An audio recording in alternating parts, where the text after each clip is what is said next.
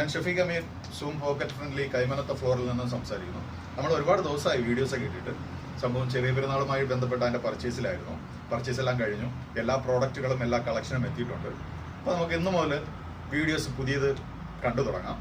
അപ്പോൾ ഇന്ന് ഒരു 399 വരുന്ന ഒരു ക്യാമ്പ്രിക് കോട്ടൺ വരുന്ന ഒരു ഷോർട്ട് ഡ്രസ്സിൻ്റെ ഒരു വീഡിയോ ആണ് നമ്മൾ.